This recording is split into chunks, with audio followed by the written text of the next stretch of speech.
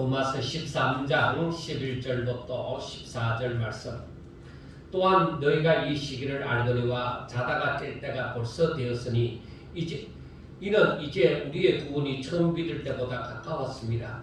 밤이 깊고 낮이 가까웠으니 그러므로 우리가 어둠의 일을 벗고 빛의 갑옷을 입자. 낮에와 같이 단정히 행하고 방탕하거나 술 취하지 말며 음란하거나 호색하지 말며 다투거나 시기하지 말고 오직 주 예수 그리스도로 옷 입고 정욕을 위하여 육신의 일을 도모하지 말라. 아멘.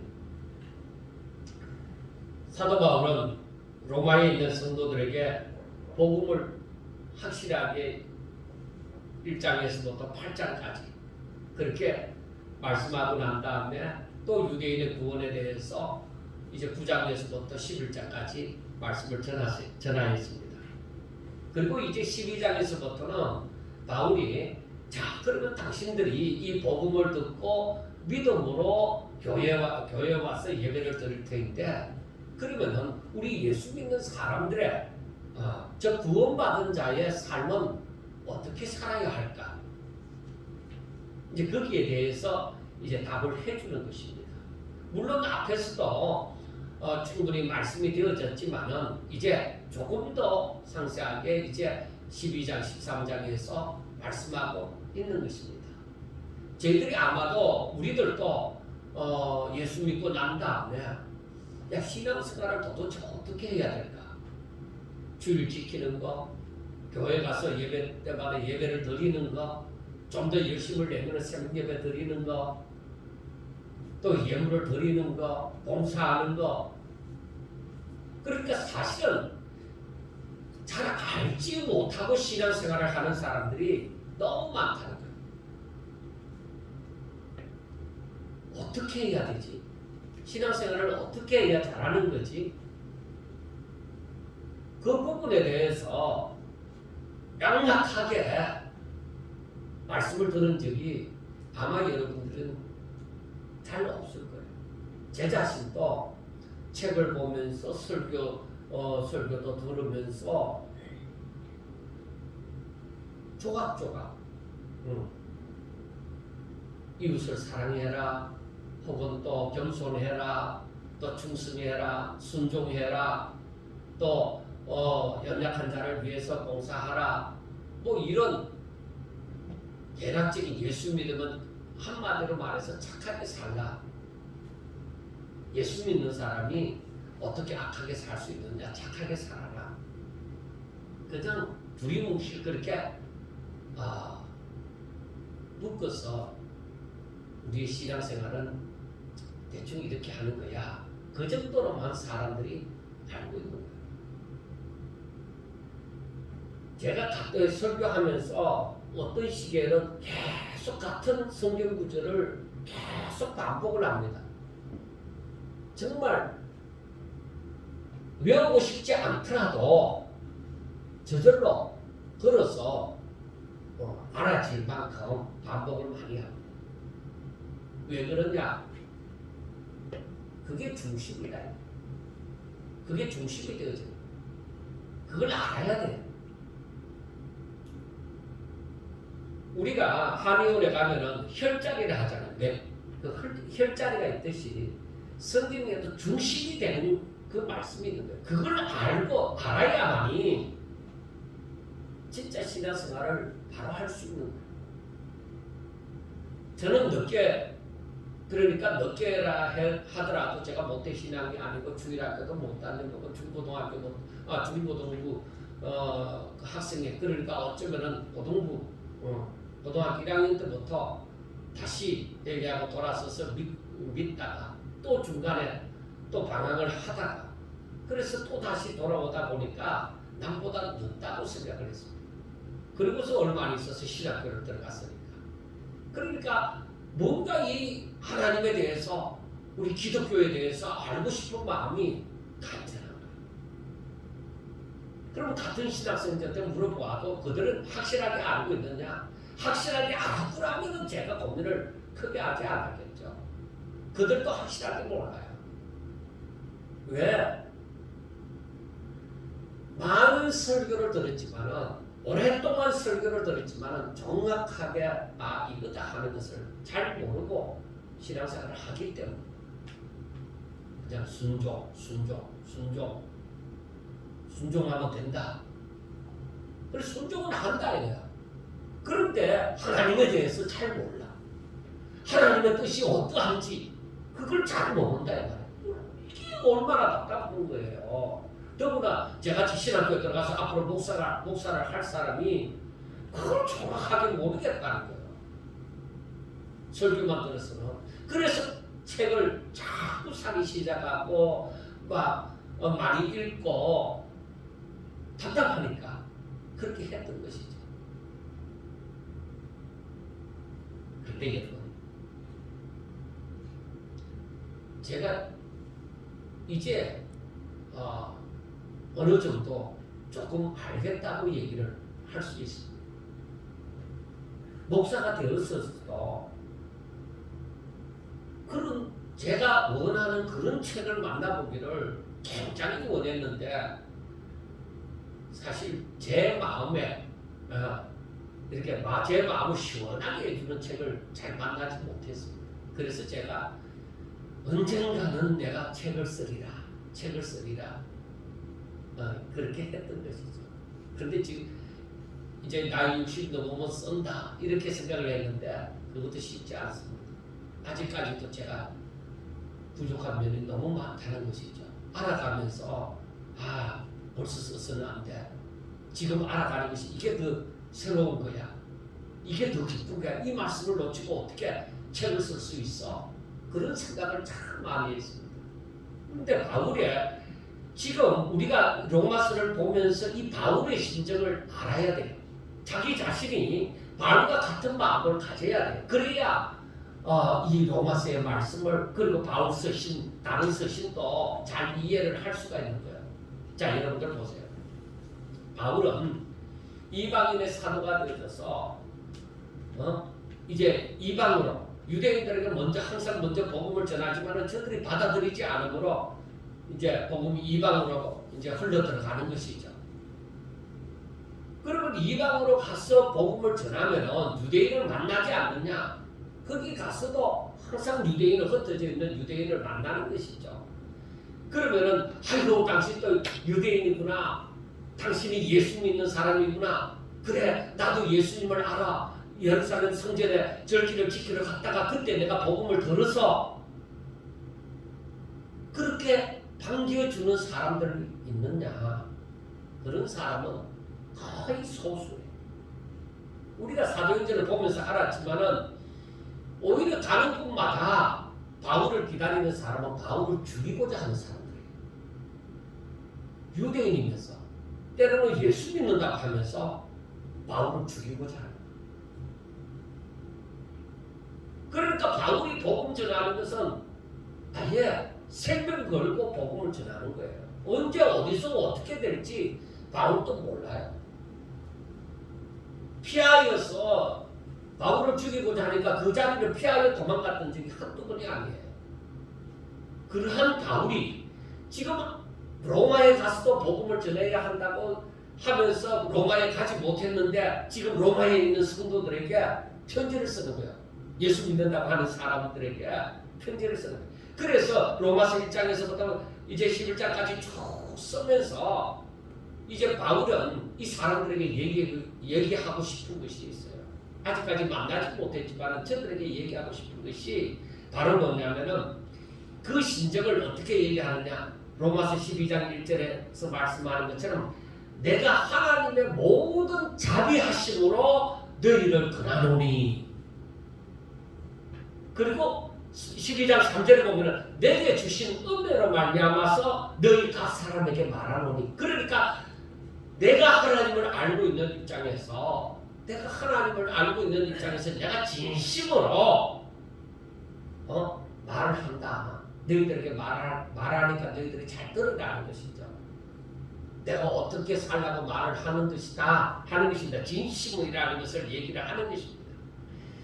그래서 이 12장에서부터 바울은 굉장히 진정성 있게 아주 단호하게 그리고 아주 강하게 이렇게 해야만 돼. 예수 믿는 사람은 이렇게 살아야만 돼. 하는 그 마음을, 그 심정을 가지고서 바로 전하는 것이 우리가 지난 시간에 보았던 것처럼 너희 몸을 하나님이 기뻐하시는 거룩한 산제물로 드리라. 이는 너희가 드릴 영적 예배니라 하는 그 12장 1절에 이제 아예 그 메시지를 딱 중심되는 메시지를 던진 거죠.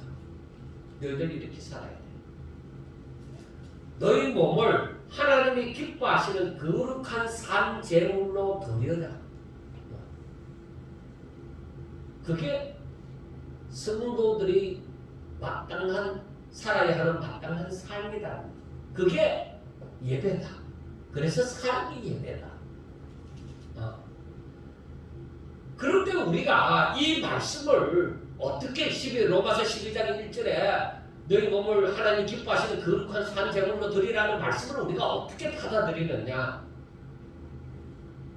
우리가 마땅히 그렇게 살아야 되지만은 나하고는 거리가 먼 것으로만 생각하고 그렇게 안 믿어도 된다 하고 이렇게 외면하는 것은 아니지만은 그래도 나하고는 거리가 먼 것처럼 꼭 그렇게 살아야만 되는 것이 아닌 것처럼 그렇게 이 말씀을 대한다는 것입니다.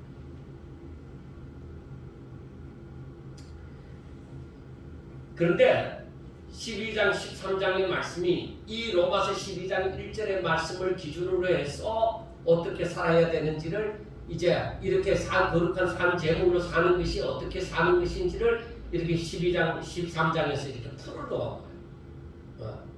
그래서 13장 말씀을 하더라도 12장 1절 말씀을 꼭 해야만 되는 거예요. 자, 그래서 너희 몸을 하나님이 기뻐하시는 거룩한 산제물로 드리라. 이는 너희가 드릴 영적 예배니라. 마땅한 예배니라 하고 말씀을 하는 것을 풀어서 쉽게 얘기를 하면은 예수님께서 하신 말씀을 요한복음 13장 34절에서 하신 말씀을 우리는 기억해야 해요. 거룩한 산제물로 내 자신을 드리는 것, 그것이 뭐냐? 내가 너희를 사랑하는 것 같이 너희도 서로 사랑하라. 그러니까 내가 너희를 얼마나 사랑하느냐? 제물이 되어졌다. 너희를 위한 제물이 되어졌다. 그렇게 너희를 사랑한 것처럼 너희도 그렇게 제물이 되어져서 사랑하라는 거예요. 그래서 로마서 13장으로 넘어와서 8절과 10절 말씀에 보면은 남을 사랑하는 자는 율법을 다 이루었다.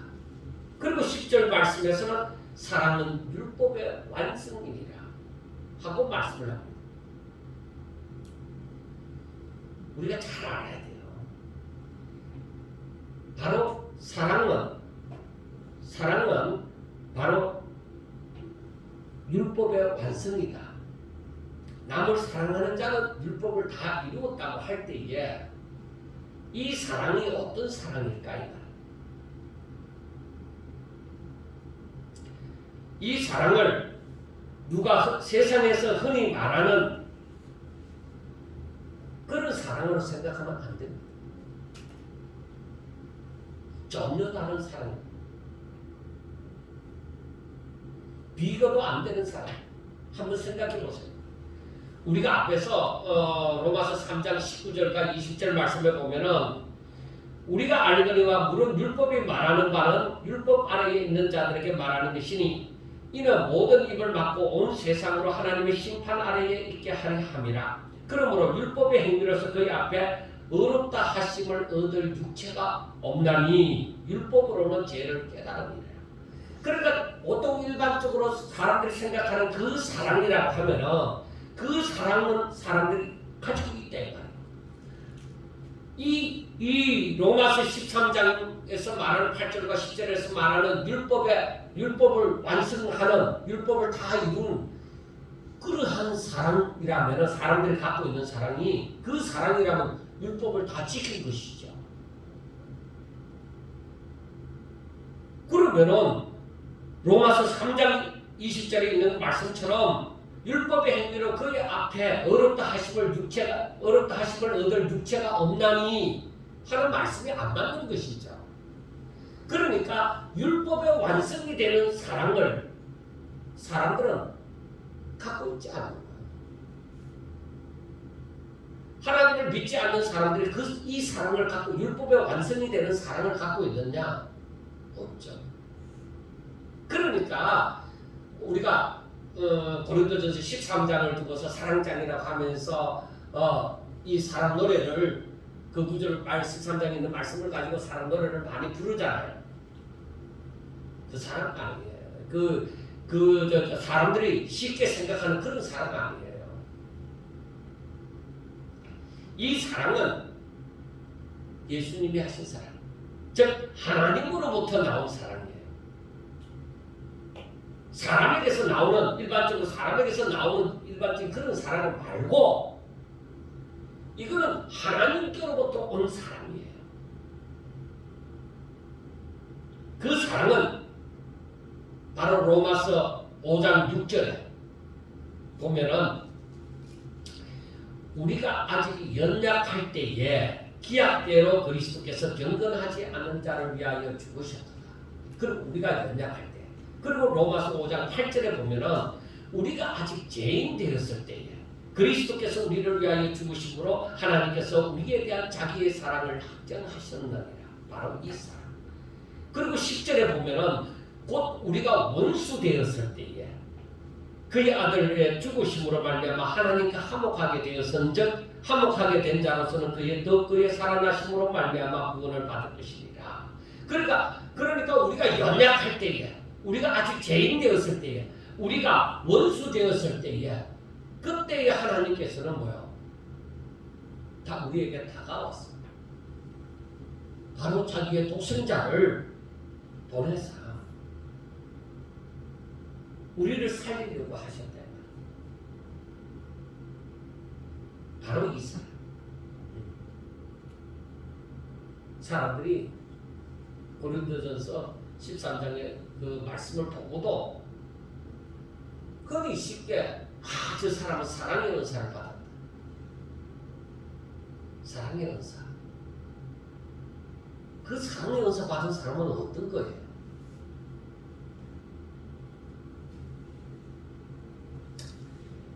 그 사람은 자기가 없어요.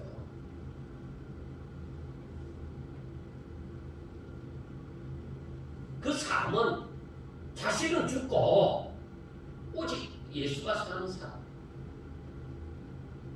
정말 그런 사람을 보면은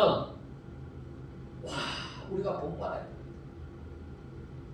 그리고 그가 사는 것은 그냥 이 성품이 좋음으로 저 사람 사랑이 많다 그런 것이 아니라 그 사람이 하는 것은 진짜 하나님의 말씀을 그대로 믿음으로 순종하는 그 모습이 나타나야 돼요.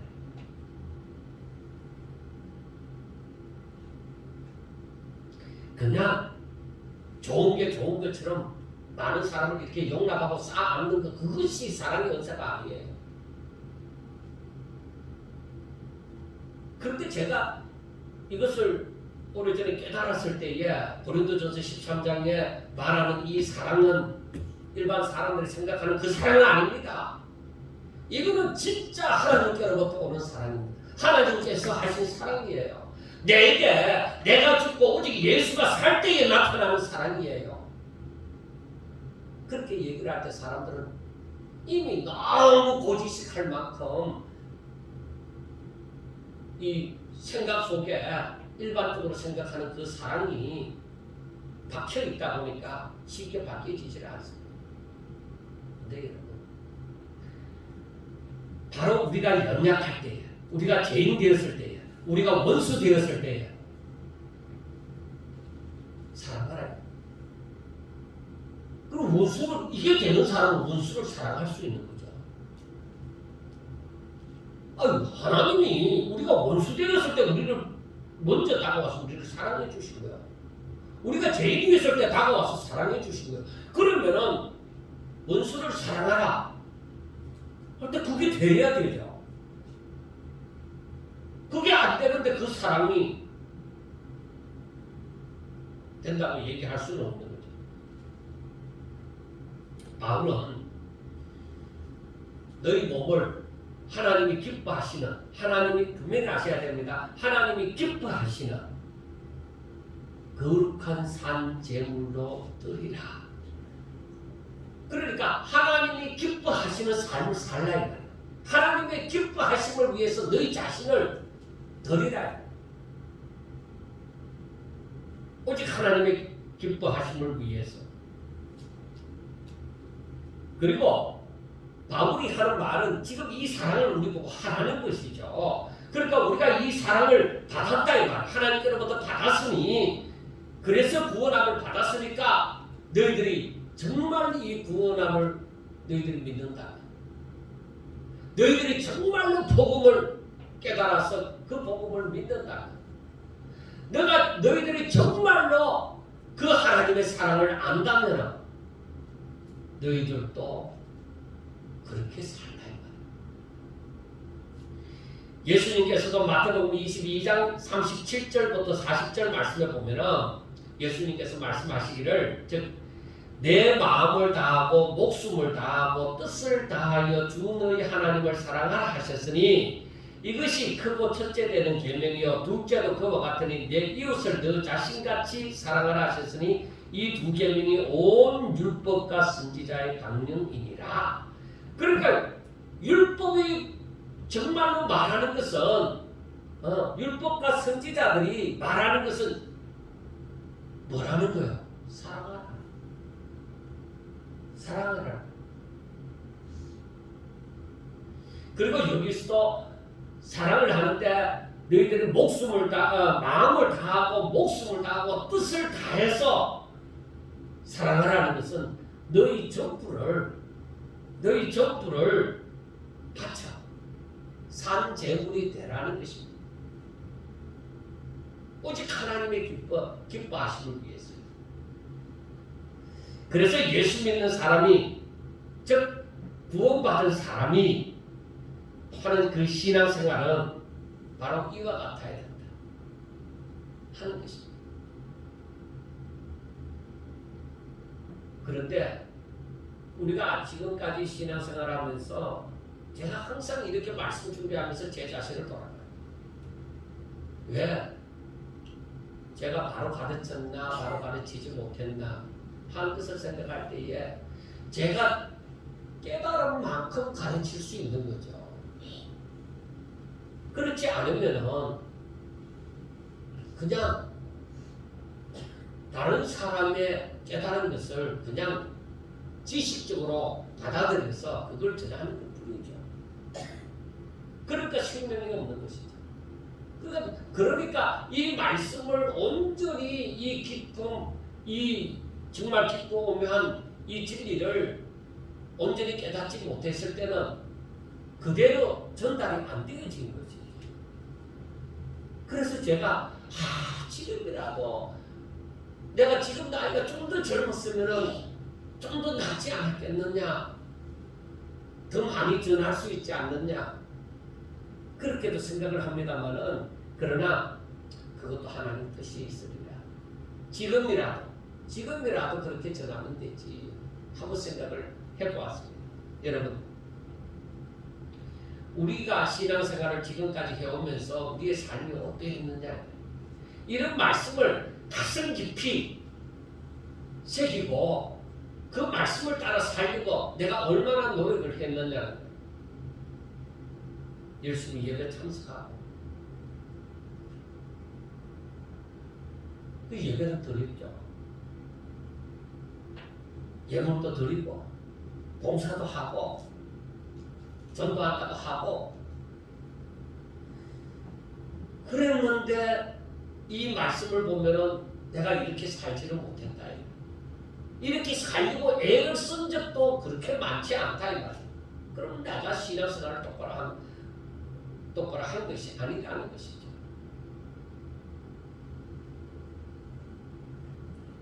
그러니까 이 말씀을 가만히 묵상하면서 생각해 볼 때, 그래서 많은 사람이 주여 주여 하지만은 천국에 다 들어가는 것이 아니구나. 그래, 아버지의 뜻대로 행하는 자라야만 들어간다고 했는데, 그러면 그 아버지의 뜻이 무엇이지? 그러니까 우리가 오늘 보았던, 지난주도 보았던 그 로마서 12장 1절 말씀을 깊이 새겨봐야 되죠. 왜? 그게 하나님의 뜻이다. 너희들의 마땅히 해야 될 삶이라. 그게 예배다. 그게 정말로 예배하는 자다. 그 삶을 사는 자. 사람들이 삶이 예배가 되려 하지만은 그 의미도 제대로 알지도 못하면서 좋은 말인 것 같으니까 많이도 사용하지만은, 삶이 예배가 되어지는 것은 그 사람이 자기 자신을 정말 부인하고 오직 하나님의 뜻이 이루어지기를 바라고 그렇게 살아요. 삶 제물이 되는 삶이에요. 그래서 바울은 자신은 오직 이 삶을 위해서 예수 그리스도를 알고자 했으며, 또한 예수님을 위하여서 자신에게 유익하는 모든 것을 해로 여기고, 또한 모든 것을 잃어버리고 배설물로 여긴다고 했습니다. 왜? 자기가 예수님을 믿고 난 다음에, 구원받고 난 다음에 살아야 될 삶이 이거다. 내가 바로 살고 가면은 이렇게 예수님을 알아야 된다. 예수님을 얻고자 합니다. 내 안에 예수님이 사셔야 된다. 그래서 바울은 이 예수님을 알고 오직 표대를 향하여서 그리스도 예수 안에서 하나님께서 위에서 부르신 그 부르심의 상을 위하여서 달려가는 거야. 아직까지도 내가 다 얻은 줄로 여기지 않고 나는 지금도 달리고 있다. 여러분, 하나님을 알아가면 알아갈수록 이 말씀에 공감을 할 거예요. 나는 지금도 달려가고 있다. 어떻게 내가 달려가는 일을 멈출 수가 있는가?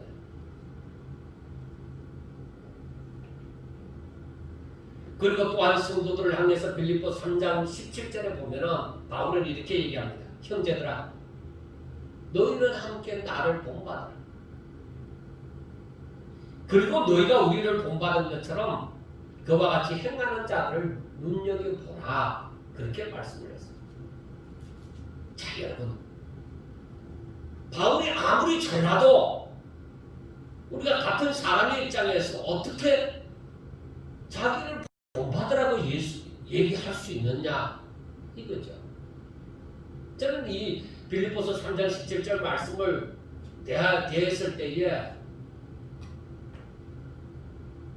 바울이 도대체 어떤 상태이길래 자신을 본받으라고 했을까? 이건 교만이지 않는가? 이것이 바로 교만이지 않는가? 그렇게 생각을 했습니다.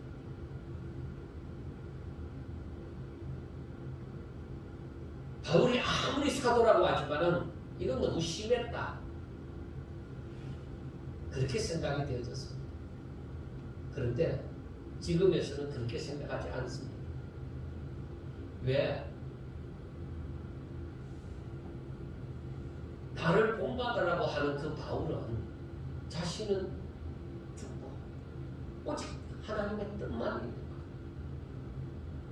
거야. 나는 살아도 죽어도 이 뜻을 붙잡고 살아가는 거야.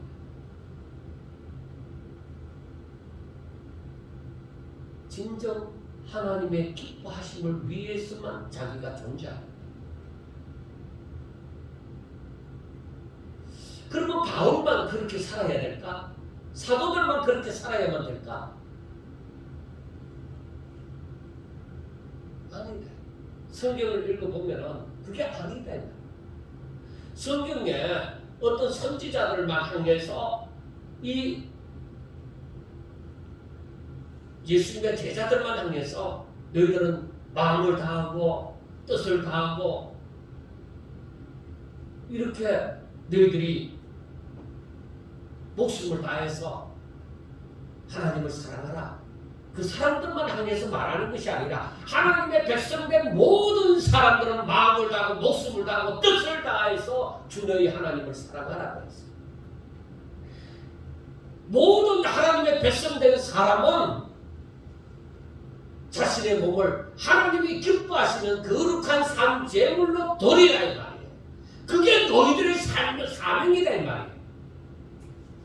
그래 그 삶을 위해서 너희들이 살아야만 한다. 그리고 이스라엘의 역사를 우리가 보면서 하나님이 이 백성들을 어디를 끌고 가시느냐, 어디로 하나님께서 이 백성들을 이끌고 가시느냐, 저들에게 하나님께서 요구하시는 것이 무엇이냐? 다른 거 없어요. 내가 너희 하나님이 되고 너희는 내 백성이 되고, 그래서 너희들은 하나님이 기뻐하시는 산 제물이 되네. 그래서 이스라엘의 역사가 어느 왕이 어떠하고 누가 어떤 선지자가 나타나고 했든지 간에 그것은 한마디로 말해서 하나님의 백성들이 하나님의 말씀을 듣고 그대로 순종하는 삶을 살기를 원하시는 거죠. 그렇게 되도록 하나님께서 이끌어 가시고자 한 거예요. 그런데 이스라엘 백성들이 그렇게 살았어요? 못 살았어요. 그래서 결과는 뭐예요? 저들이 승리했어요? 아니요. 망했어요. 하나님은 처음부터 이 하나님의 형상을 입은 사람들에게 너희들은 내 계명을 지키라. 너희들은 내 말을 순종해라. 그것이었어요. 결국에는 사도 바울이 말하고 싶은 것, 즉 성경이 말하는 것은 무엇이냐? 예수님 같이 살아라. 예수님을 따르라. 그 말. 예수님이 걸어가신 그 길을 너희도 걸으라는 것이에요. 그래서 예수님께서 하시는 말씀이 내가 너희를 사랑한 것 같이, 내가 너희를 사랑한 것 같이 너희도 그렇게 사랑해라. 그러니까 예수님처럼 하라는 것이죠. 그래서 이 말씀이 로마서 12장 1절 말씀이 예수님이 하신 그 마태복음 16장 24절과 25절 말씀과 같은 거예요. 같은 맥락이에요. 누구든지 나를 따라오려거든, 즉 예수님과 같이 살고 싶은 사람이 따라가고자 하는 것이죠. 그래서 누구든지 나를 따라오려거든 제일 먼저가 뭐예요? 자기를 부인해라. 자기 자신이 살아서는 신앙생활 자체가 안 돼요. 잘하는 것 같죠? 안 됩니다. 얼마든지 모양새도 내고 얼마든지 열심을 내고 얼마든지 하나님 하면서 내가 이만큼 했습니다 하면서 얼마든지 자기를 드러내면서 하나님 앞에 굉장한 종인 것처럼 나타낼 수 있습니다. 그런데 하나님은 그걸 원하지 않아요. 그래서 누구든지 나를 따라오려거든 자기를 부인하고 자기 십자가를 지고, 그리고 누구든지 제 목숨을 구원하고자 하면 이럴 것이요 나를 위하여 제 목숨을 잃으면 찾으리라. 그러니까 너희들이 목숨을 걸고 나를 따르라. 목숨을 걸고 나를 따르면 너희들에게 구원이 있으리라. 너희들을 위하여서 내가 창세 전에 이미 신령한 복을 이미 예비해 놓았다. 이러한 사람들을 위해서. 그래서 내가 믿음으로 사는 삶이 어느 정도냐? 내 믿음이 어느 정도일까? 그것에 따라서 느끼는 이 하나님의 나라를 아는 것이 다르다. 그래서 바울이 이것을 깨닫고는 자신에게 유익하던 것을 해로 여기고 모든 것을 잃어버리고 배설물과 같이 여길 수 있는 힘이 되어진 거예요. 예수님을 알고 보니까 그렇게 할 수 있었던 거예요. 모르면 그렇게 살기 힘들어요.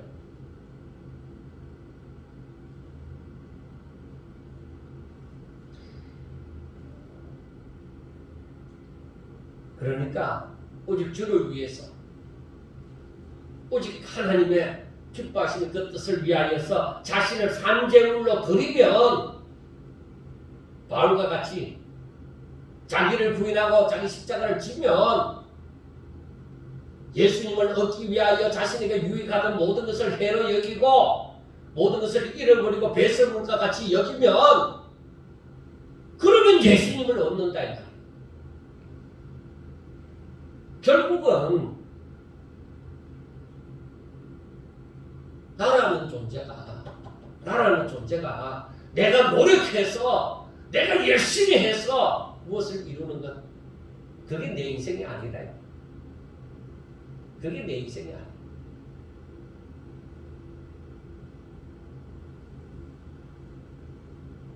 그래서 로마서 12장 2절에 하시는 말씀이 하나님의 선하시고 기뻐하시고 온전하신 뜻이 무엇인지 분별해라. 그러니까 하나님을 믿어도 이 뜻을 모르면 제대로 살 수 없는 것이죠. 이 뜻을 알아서 살라 이 말이에요. 그래서 제가 참 방황을 하게 되어진 것이 뭐냐면은 성경을 읽어도 하나님의 뜻이 무엇이다 하고 딱 압축을 시켜갖고 딱 기둥을 못 세우게 됩니다. 왜? 그러한 기둥이 너무 많아. 이곳에 보면 이렇게 살라, 저곳에 보면 저렇게 살라.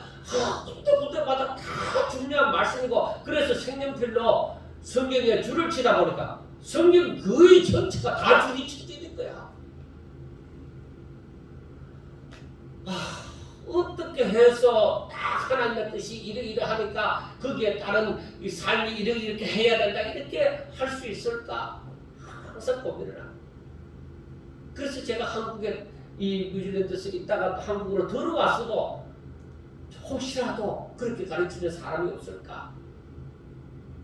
그래서 제가 50대 중반에도 세미나를 한번 갔던 적이 있다. 왜? 그 사람은 뭔가 아는 것 같아. 그런데 거기서 가보니까 여러분들이 쉽게 접했던 그 성경이 읽혀지네 하는 그 세미나나 별로 다를 바가 없더라. 근데 나중에 그 사람이 이제 그 세미나를 하는 동안에, 잠시 쉬는 동안에 제가 너무 답답해서, 제가 알고자 하는 것은 성경의 이 각 장을 분류해서 이것은 무슨 장, 이 여러분들 성경에 보면 소제목들이 달려 있잖아요. 그래, 그런 것을 내가 알고 그런 거 암송하려고 내가 온 게 아니기 때문에 그 사람에게 달려가서 물으니까 그 답을 잘 알아. 그 제가 실망을 하고 제가 되돌아왔죠. 그래서 제가 또 고민을 하고 했던 거죠. 왜? 뭔가 제가 그랬잖아요. 제가 어느 날 성경을 묵상하면서 계속 하다 보니까 어느 날 하늘의 구멍이 뚫린 듯이 이렇게 빛이 비춰지면서 그 말씀을 이렇게 알아가기 시작하는데 아직까지 이걸 알면 이 압축해서 정리를 못하겠다는 거예요. 지금에 이르기까지 사실 저는 다른 무엇보다도 그거 알고 싶어. 몸부림을 치는 거예요. 어떻게 하면 알지? 다른 사람이 잘못되어졌다, 이거 절대 아니에요. 각자의 달란트가 다 있습니다. 그런데 제가 알고 싶은 거는 처음부터 저는 정말로 하나님이시란 분이 어떤 분이고, 뭐 조직 신학적인 것은 저도 남에게 남보다 못한 건 아니에요. 그런데 그런 부분이 아니라 정말로 영적으로 이걸 깨달으면서 그 하나님의 계획과 승리를 알고 하나님의 마음을 알아서 내가 정말 하나님을 믿을 때 그 마음을 가지고 믿는 거. 사람들이 성경을 보면서 예수 그리스도의 마음을 품어라. 예수 그리스도를 본받아라 그렇게 얘기하지만 그 마음이 어떤 거냐고. 나는 그게 너무 답답한 거예요. 그래서 사람들이 겸손과 온유다. 내가 생각할 때는 그것만 아니란 말이에요. 무조건 사람이 겸손하고 온유하면 예수 그리스도를 본받는 거냐? 그게 아니란 말이에요. 성경에서 그 겸손과 온유는 무엇을 말하느냐는 거예요. 여러분 그걸 알지 못하고서 지금까지 예수 믿어 왔잖아요.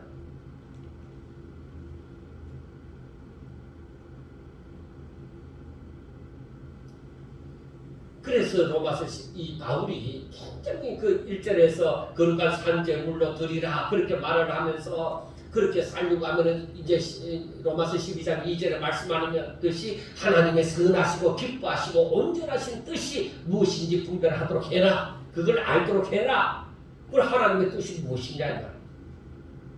무작정 착하게 살아서 죄를 안 짓고 교회만 잘 다니고 봉사 잘하면 되는 것이 아니라 자신의 생각을 뛰어넘어서 내 생각대로 예수 믿는 건 이런 거야. 그 내 생각대로 말고 하나님의 뜻이 무엇이냐, 우리를 향하신 하나님의 뜻이 무엇이냐 하는 것이죠.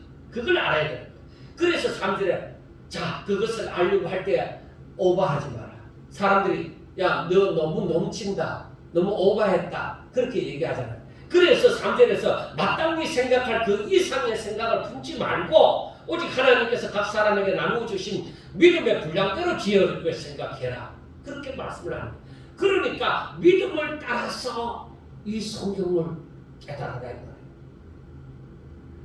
그래서 자기 자신이 그냥 참 비전을 가지고 소년들이 그 야망을 가지라는 것처럼 큰 꿈을 가지고 움직이라는 거 아니에요. 그거하고 성경하고는 안 맞아요. 그 야망 가지고 신앙생활 똑바로 못해요. 목사님들이 큰 야망을 가지고 아니요. 그건 제대로 하나님 뜻대로 사는 거 아니에요. 그건 자기 욕심이지. 자기 욕망이지. 하나님이 뭐라고 했느냐? 하나님이 뭐라고 했느냐? 우리에게 우리의 뜻과 의지는 있으면 안 되는 거예요. 그럼 나는 바본가? 아니에요. 그래서 예수님의 마음을 본받으라는 것이 그 마음을 내가 가진 거예요. 내 뜻과 내 의지로서 하나님의 뜻을 누르고 살아가는 것이 아니라 내 야망을 꿈을 이루려고 그렇게 살아가는 것이 아니라 내 뜻과 내 의지가 존재하는 것이 아니라 바로 하나님의 뜻과 하나님의 의지가 존재하는 거예요. 그럼 내 인생은 뭐냐? 내 인생이 바로 하나님의 뜻대로 사는 인생. 바로 그거예요. 그러면 나는 로봇이야. 그렇게 사람들이 얘기할 수 있는 아니에요. 여러분, 그러니까 우리가 육으로 살면 이게 이해가 안 되는 거예요. 제가 그랬다고요. 어떻게 이렇게 되느냐. 그래서 거기에서 딱 부딪혀 갖고 그게 안 되는 거예요. 더 이상 깊이를 앞으로 나아갈 수가 없는 거예요. 하나님을 아는 일이 있어. 더 나아갈 수가 없는 거예요. 딱 거기에 부딪혀 갖고 내가 로봇과 같은 삶을 사는 것을 하나님 기뻐하실까? 아니라는 것이죠. 그러면 내가 꿈을 가지고 큰 야망을 가지고 살아야 될까? 그런데 어떻게 보면 맞는 것 같고 어떻게 보면 아닌 것 같단 말이에요. 그래서 사람들이 그 야망을 지울 수가 없어서 뭐라고 얘기해요? 성경을 인용해서 머리가 되라. 머리가 되라. 말씀은 찰떡 인용하지만 하나님 뜻은 그게 아니에요. 머리가 되든 꼬리가 되든 그건 하나님이 하시는 거예요. 세상 가운데서 이미 구별함을 받은 우리는 벌써 하나님께서 머리를 삼아주시는 거예요. 그래서 우리가 왕이요, 세상에 대해서 왕이요, 제사장이요, 선지자라고 얘기하는 거예요. 안 믿는 사람은 10번 죽었다가 11번 일어난다고 할지라도 우리가 아는 것을 알 수가 없고 우리가 이해하는 것을 저들은 이해할 수가 없어요. 아무리 세상에서 많이 배우잖아. 그건 안 돼.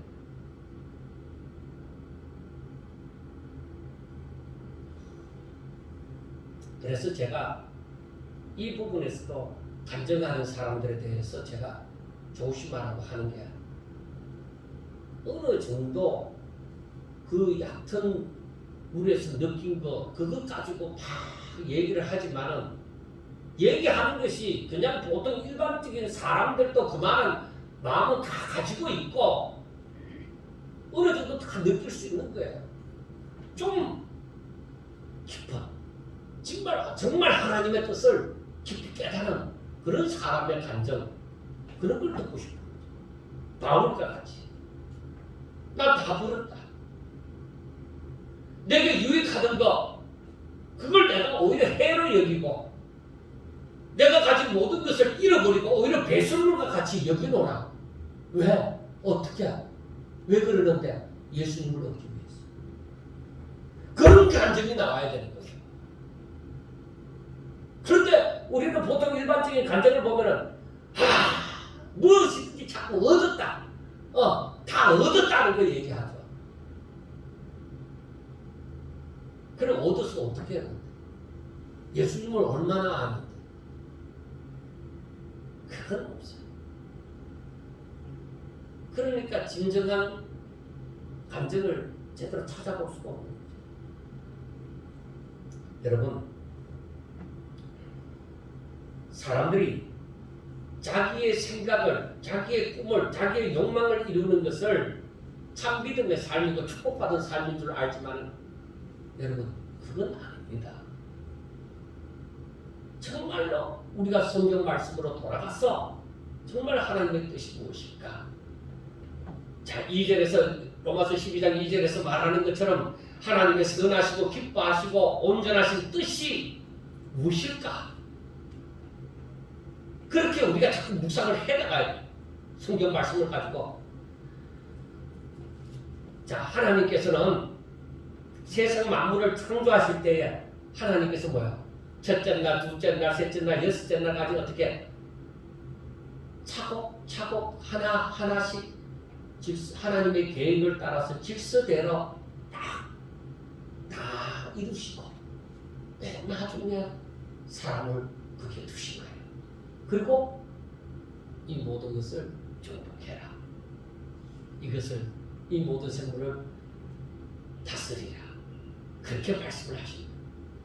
하나님의 질서대로 하나님의 계획 가운데서 모든 것을 질서대로 다 지으시고 난 다음에 그러니까 하나님께서 말씀하시니 말씀으로 모든 만물을 창조하시는데 그 말씀대로 모든 것이 다 그대로 다 이루어질 거예요. 그러니까 하나님께서 지으신 모든 것을 보시기에 심히 좋았더라. 이게 바로 하나님이 기뻐하시는 거잖아요. 심히 좋으시니. 자, 그리고 이때의 모든 환경을 생각해 보세요. 제가 세상에 들어오기 전이니까 모든 것이 조화롭게, 모든 것이 악이 없이 순조롭게 아름답게만 보이는 상태잖아요. 하나님의 뜻 가운데 모든 것이 다 움직이고 있습니다. 이것이 보시기에 심히 좋은 상태입니다. 하나님께서는 바로 이와 같은 상태를 원하는 거예요. 모든 것이 다 하나님의 말씀대로 다 이루어지는 것. 그래서 순종이 제사보다 낫다고 합니다. 모든 것이 하나님의 말씀대로 다 순종하게 되죠. 그런데 이 모든 것이 어떻게 이렇게 조화를 이루어졌느냐? 바로 그거다. 말씀대로 하나님께서 말씀하신 대로 다 움직이고 질서 있게 조화를 이루어 보시기에 좋았던 것이다 이 말이에요.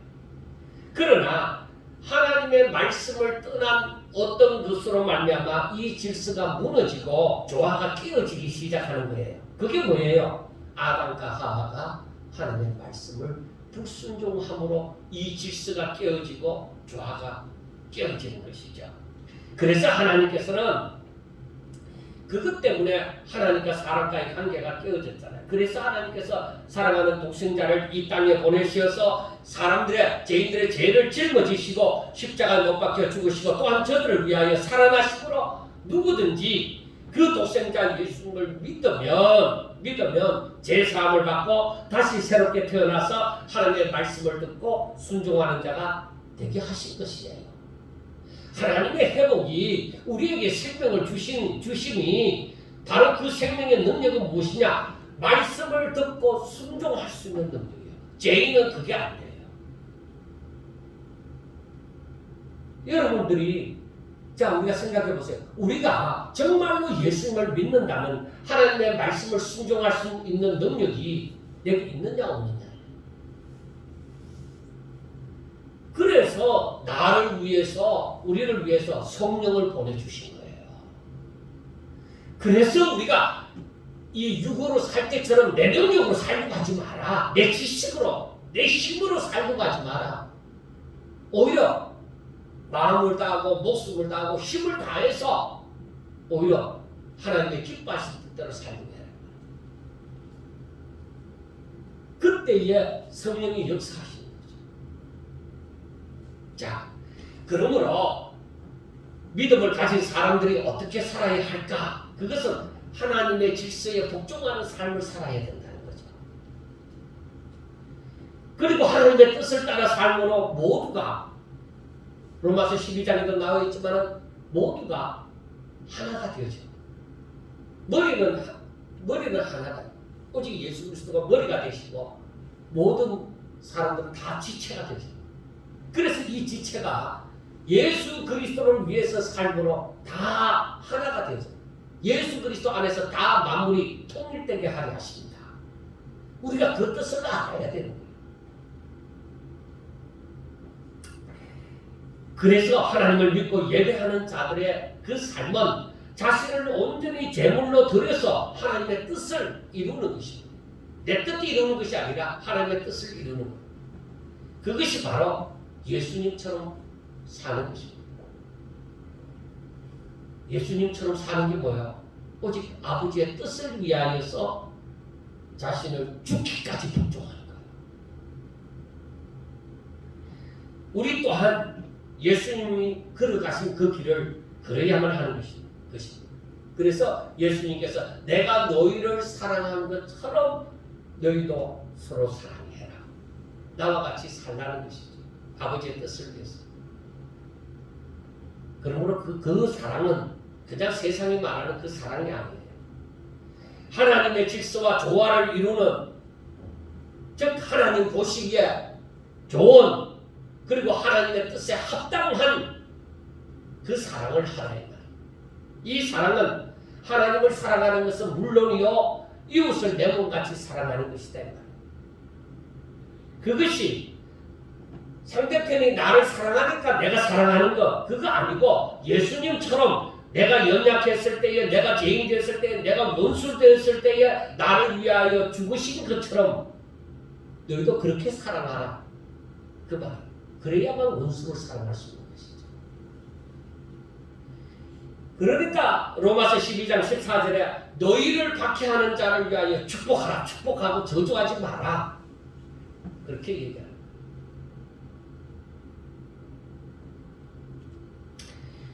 그리고 로마서 12장 19절에 너희가 친히 원수를 갚지 말고 하나님의 진노하시면 맡기라. 그리고 마지막 12장 21절에는 악에게 지지 말고 선으로 악을 이기라. 그렇게 말씀을 합니다.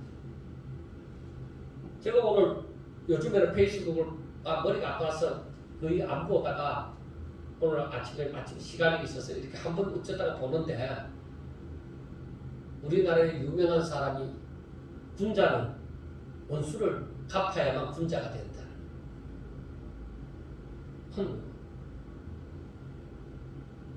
그 사람이 하나님을 믿는지 안 믿는지는 모르겠는데 이건 아니다. 분자는 원수를 갚아야만 분자가 되는지 모르지만은 하나님 믿는 사람은 그게 아니잖아. 오히려 박해하는 자를 위하여 축복하고 오히려 저주하지 말라. 너희들이 원수를 갚으려고 하지 말고 오히려 하나님 앞에 맡기라.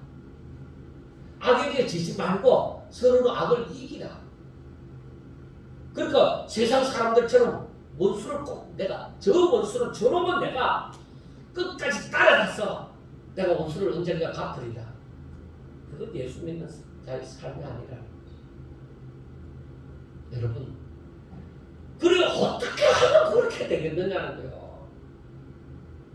제가 전도사 때에 이 원수를 사랑하라는 말, 이 설교를 못하겠는 거예요. 내 양심 속이는 것 같아서. 나는 사랑할 수가 없는데 어떻게 예수님은 그렇게 하셨다 해도 어떻게 사람이 원수를 사랑할 수 있느냐. 정말로 오히려 살인이라도 저지르고 싶은 심정입니다. 어떻게 사랑하느냐. 그래서 제가 목사 되는 길을 그만두려고 했어요. 난 이렇게 살 수 없어. 근데 사람이 간사스러워서 그래도 가는 길을 가야 되겠다 이렇게 하다가 오다 보니까 이제 그 말이 이해가 되어지고 우리 신앙이 되어지고 이렇게 해서 되는 것입니다. 그래서 우리가 이 말씀을 가만히 보면서 하나님 내가 어떻게 이 말씀대로 살 수가 있습니까? 안 되잖아요. 나는 약하고 부족하고 너무나도 못나고 죄 많은 인간이 어떻게 이렇게 살 수가 있습니까? 그러니까 이걸 두고서 안 되는 나 자신을 두고서 이렇게 살 수 없는 나 자신을 두고서 하나님 앞에 정말 눈물을 흘리면서 어찌하면 이렇게 살 수 있습니까? 어떻게 해야 돼요? 나 하려고 마음을 먹었는데 그놈만 보면 안 돼요. 이게 오히려 사람이다 말이야. 그래 내 자신을 그러한 나 자신을 하나님 앞에 그냥 내려놓아. 나 죽었으니까 이제부터는 나 죽었으니까 그 사람을 보더라도 나하고는 상관이 없다. 오히려 내가 해야 되는 것은 사랑하는 것뿐이다. 오히려 그 사람이 부족하면 그 부족을 또 채워주고 저 사람이 가다가 넘어졌으면 오히려 붙잡아 일으켜주고 바로 그거다. 내가 죽어야만 되는 것이다. 그래서 우리 성도의 삶은 죽어야만 되는 거예요. 죽어야만 성도의 신앙생활이 되어지는 거예요. 죽지 않을 것은 신앙생활이 되는 게 아니에요. 예수와 함께 죽어야만 돼요. 그렇게 보면은 이제 13장으로 탁 넘어가 보면은 이 말씀이 이해가 되지 않아요. 13장 1절에 말씀하기를 각 사람은 위에 있는 근세들에게 복종하라고 했죠. 위에 있는 근세들에게 복종해라. 2절에는 그러므로 근세를 거스르는 자는 모든 근세가 하나님께로부터 탁 나왔으니까 그 근세에 복종해야 되는데 그 근세를 거스르는 자는 하나님의 명령을 거스르는 것이다. 왜? 그 근세는 하나님으로부터 나왔으니까. 그래서 거스르는 자는 심판을 자취한다. 심판을 받게 되어진다. 하는 것을 말씀을 합니다. 여러분, 이 말씀을 어떻게 이해를 하십니까? 이 말씀 또한 질서예요. 하나님의 질서예요. 하나님이 주신 근세에 복종해야 해요. 그게 질서잖아요. 하나님의 명을 따라서 움직이는 거예요. 그런데 제가 예를 성경적인 것과 세상에 있었던 일을 예를 몇 가지 들겠습니다. 오늘 말씀을 잘 여러분들이 잘 이해를 하시면은 정말로 도움이 되기 때문에 제가 시간이 조금 가더라도 계속적으로 하겠습니다. 유다의 우시아 왕이 스가랴 선지자가 살아있을 동안에는, 즉 하나님을 찾을 동안에는 하나님이 저에게 형통케 하여 주셨습니다. 제가 하나님의 말씀을 쫓아 정직하게 살았던 것이죠. 그래서 하나님께서 저에게 형통을 주셨는데 그 스가랴 선지자가 죽고 난 다음에 하나님을 찾지 않은 거예요. 그래서 그 찾지 않았지만 하나님께서 스가랴 선지자가 있을 동안에 저를 강성하게 만들어 주므로 나라가 부강하게 되어졌습니다. 그러니까 우시아 왕이 저절로 교만하게 되어진 거죠. 마음이 교만하게 되어져서 하는 짓이 무엇이냐? 성전 안에 들어가서 그 향단에 분향을 하려고 한 거예요. 그때에 이 제사장들이 가서 하는 말이 왕이시여 그렇게 하면 안 됩니다. 그 향단에 분향하는 일은 제사장만이 할 수 있습니다.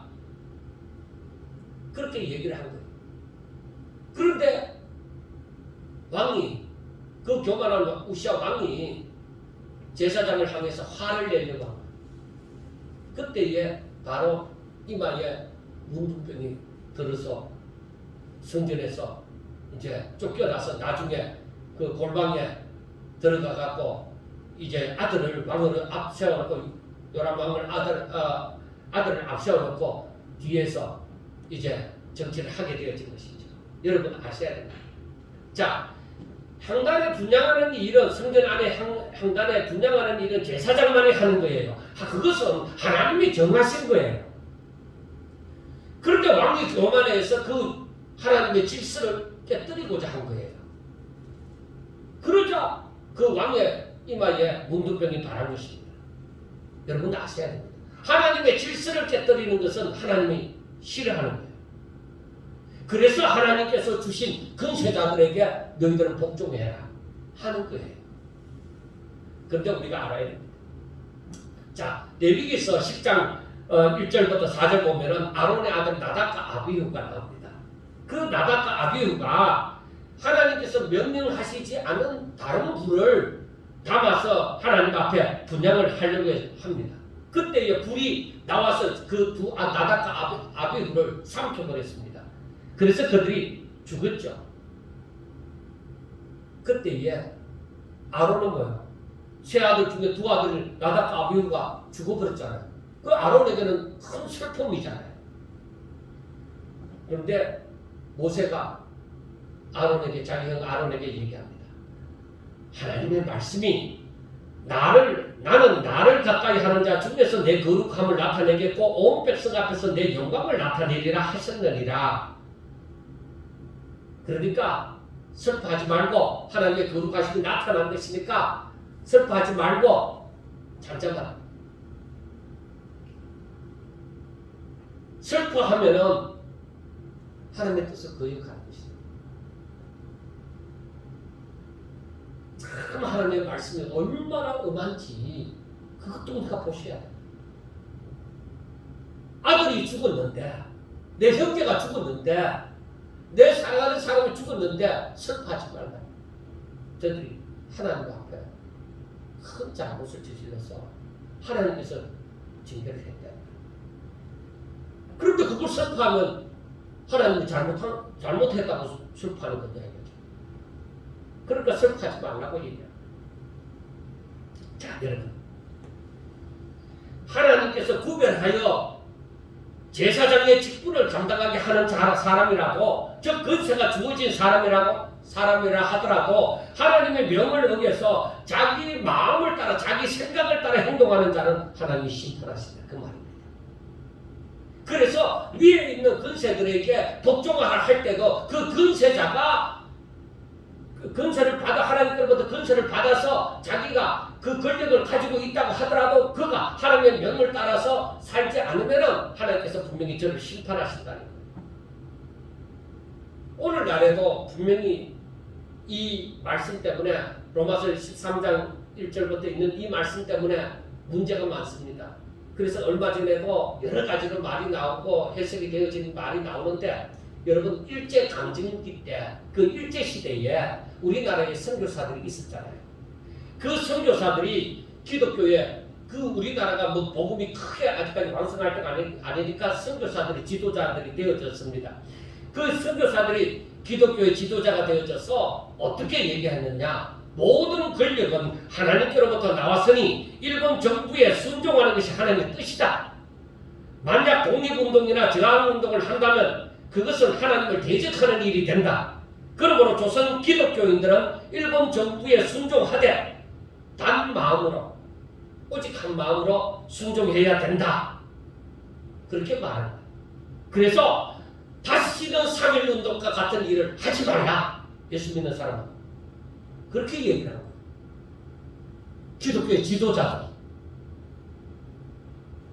여러분은 이 말씀을 옳다고 생각합니다.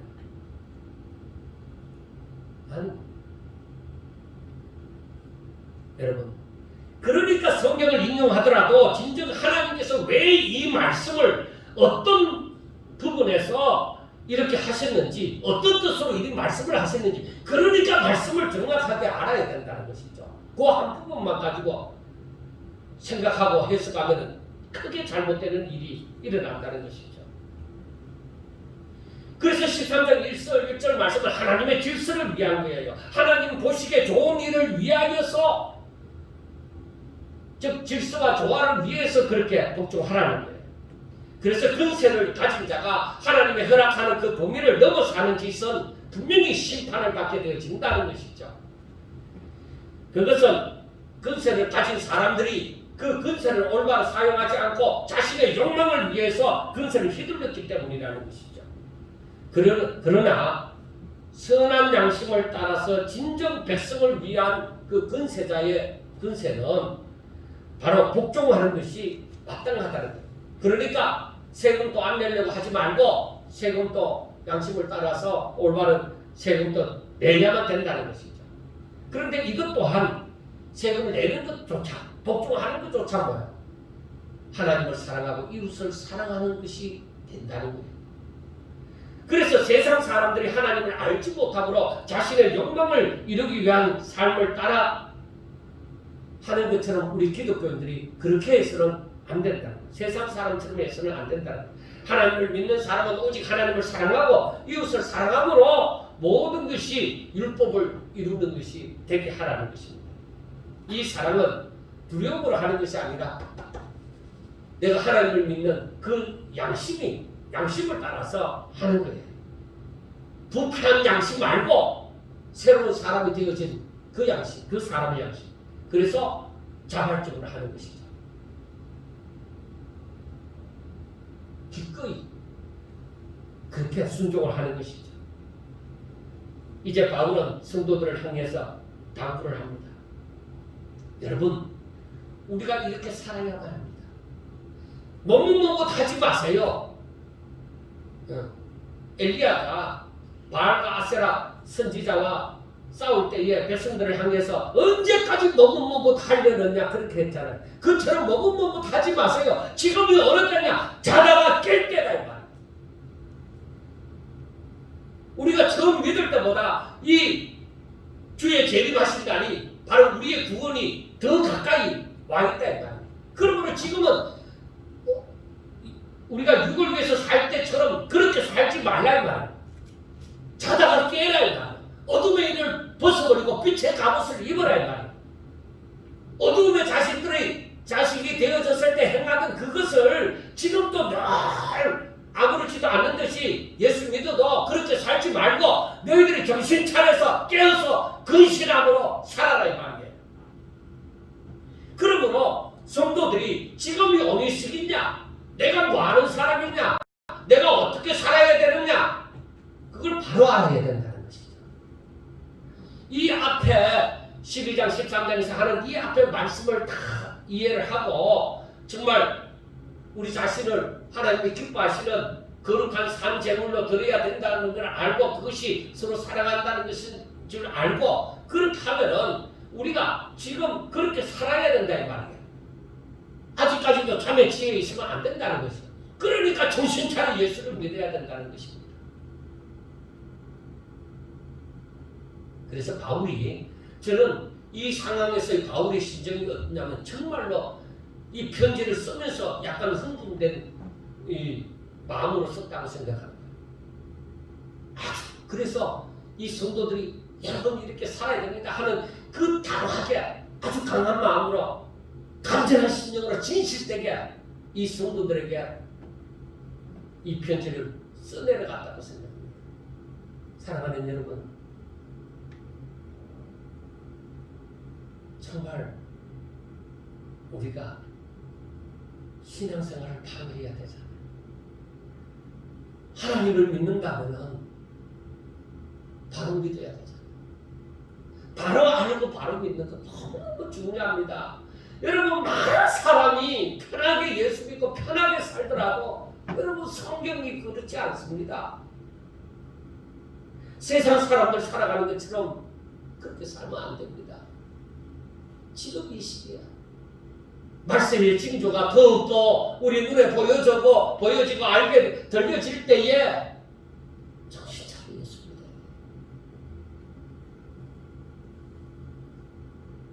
저는 여러분들에게 어떻게 강하게 군대식으로 막 강하게 막 그 사님이 이렇게 하세요, 집사님이 이렇게 하세요.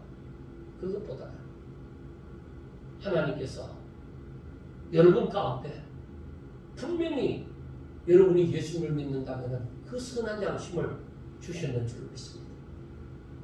이 말씀을 듣고 그 선한 양심이 어떻게 움직이느냐, 그 양심을 따라 움직이세요.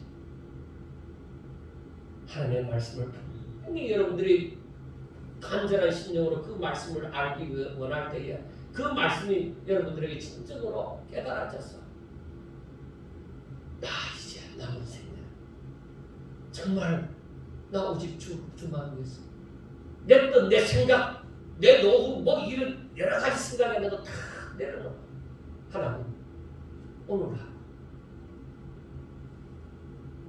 날마다 숨쉬는 순간순간마다 하나님의 기뻐하시는 뜻을 위해서 살게 해주세요. 내 자신 전부를 그 뜻을 위해 내 전부를 드릴 수 있게 해주세요. 그렇게 우리 하나님 기뻐하시는 그 길, 우리 주님이 먼저 걸어가신 그 길을 우리 다 같이 힘을 내어 걸어갑시다. 기도드리겠습니다. 하나님 아버지, 힘을 주세요. 하나님 용기도 더하여 주세요. 무엇보다도 믿음을 더하여 주시옵소서. 믿음이 없으므로 행하지 못하는 그런 안타까운 일이 없도록 하여 주시고 오직 예수 안에서 오직 주와 함께 오직 하나님 아버지의 뜻을 위하여 전부를 들을 수 있도록 주여 축복하여 주시옵소서. 이 마지막 이 남은 생애 동안에 오직 하나님만 보이게 하여 주시옵소서. 예수님 이름으로 감사하며 기도드립니다.